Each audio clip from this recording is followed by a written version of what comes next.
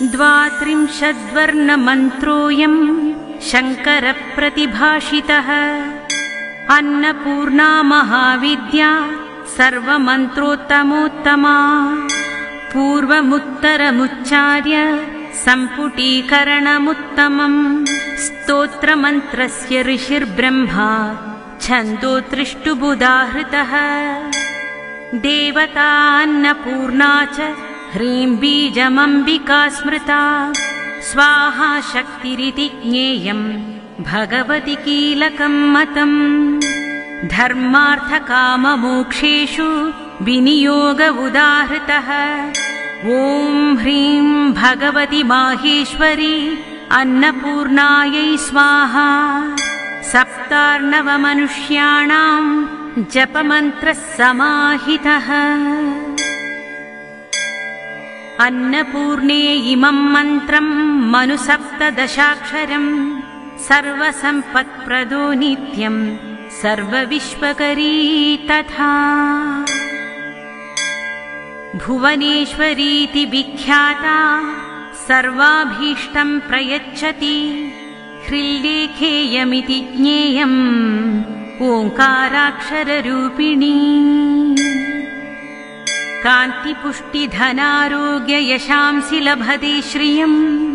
अस्मिन् मन्त्रे रतो नित्यं वशयेत् अखिलं जगत् अङ्गन्यासः ॐ अस्य श्री अन्नपूर्णामाला मन्त्रस्य ब्रह्मार्षये नमः शिरसि ॐ अन्नपूर्णा देवतायै नमः हृदये ॐ ह्रीं बीजाय नमः नाभौ ॐ स्वाहा शक्तये नमः पादयो ॐ धर्मार्थकाममोक्षेषु विनियोगाय नमः सर्वाङ्गे करन्यासः ॐ ह्रां अङ्गुष्ठाभ्यां नमः ॐ ह्रीं तर्जनीभ्यां नमः ॐ ह्रूं मध्यमाभ्यां नमः ॐ ह्रैं अनामिकाभ्यां नमः ॐ ह्रीं कनिष्ठिकाभ्यां नमः ॐ ह्रः करतलकरपृष्ठाभ्यां नमः हृदयादिन्यासः ॐ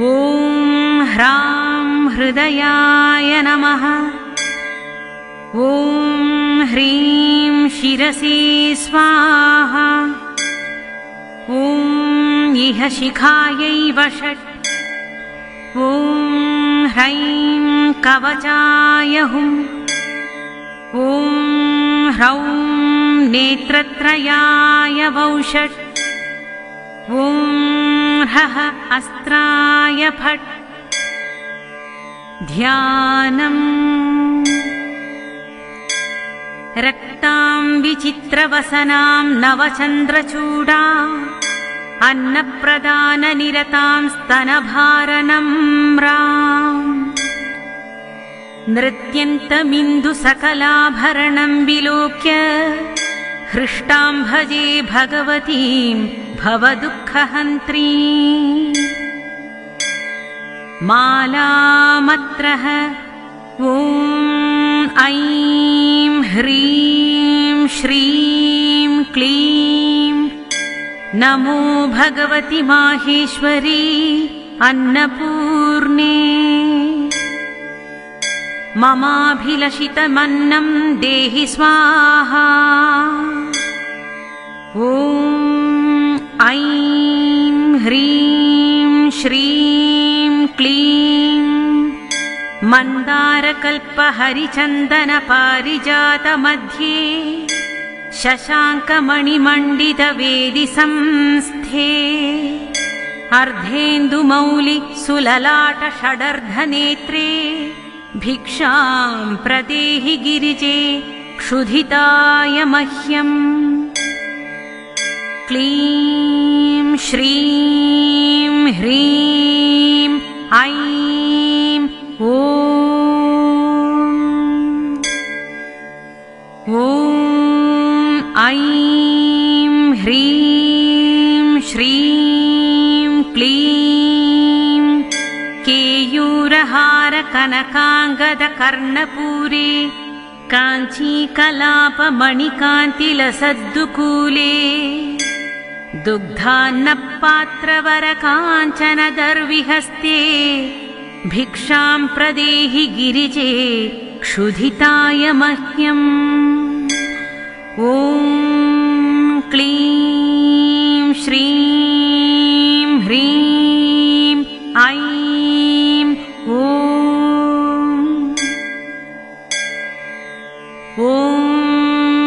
ऐं ह्रीं श्रीं क्लीं आलीकदम्बपरिसेवितपार्श्वभागे शक्रादिभिर्मुकुलिताञ्जलिभिः पुरस्तात् देवी त्वदीयचरणौ शरणं प्रपद्ये भिक्षां प्रदेहि गिरिजे क्षुधिताय मह्यम् ॐ क्लीं श्रीं ह्रीं ऐं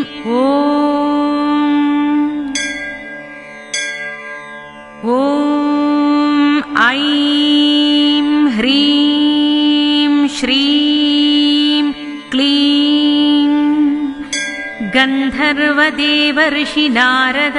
कौशिकात्रिव्यासाम्बरीशकलशोद्भव कश्यपाद्याः भक्त्या स्तुवन्ति निगमागमसूक्त मन्त्रैर्भिक्षा प्रदेहि गिरिजे क्षुधिताय मह्यम् क्लीं ॐ श्रीं ह्रीं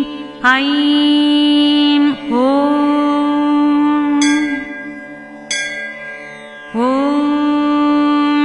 ऐं ह्रीं श्रीं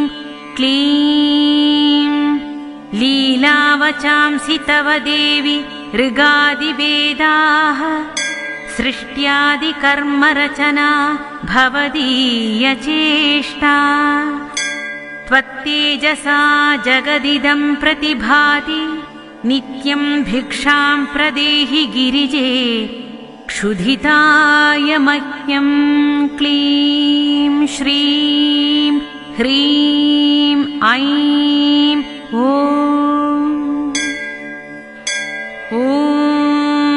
ऐं ह्रीं श्रीं क्लीं शब्दात्मिके शशिकलाभरणार्धदेहे शम्भोरुरस्थल निकेतन नित्यवासे दारिद्र्यदुःखभयहारिणिका त्वदन्या भिक्षां प्रदेहि गिरिजे क्षुधिताय मह्यम् क्लीं श्रीं ऐं ॐ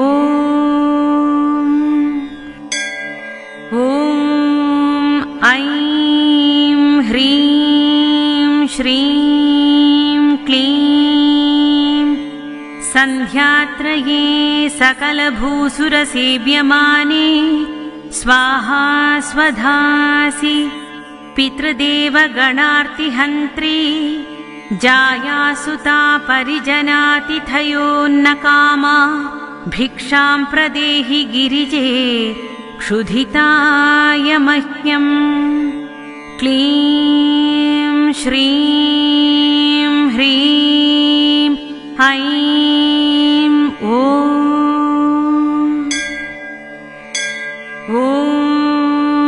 ऐं ह्रीं श्रीं क्लीं सद्भक्तकल्पलतिके भुवनं कवन्द्ये भूतेश हृत्कमलमग्न कुचाग्रभृङ्गे कारुण्यपूर्णनयने किमुपेक्षसे मां भिक्षां प्रदेहि गिरिजे क्षुधिताय मह्यम् क्लीं श्रीं ह्रीं ऐं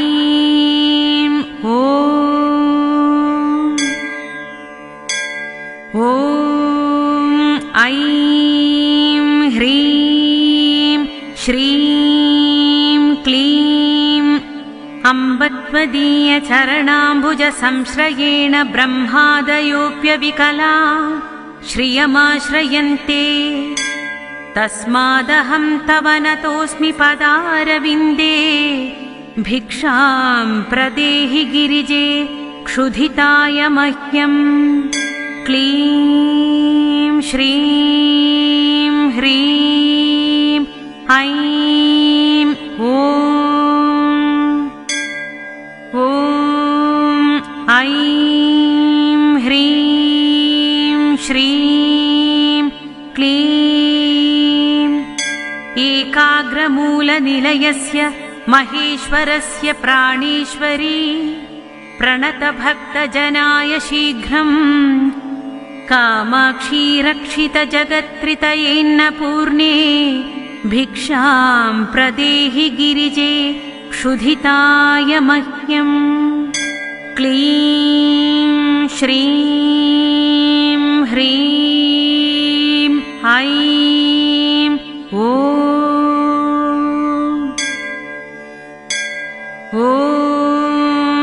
ऐं ह्रीं श्रीं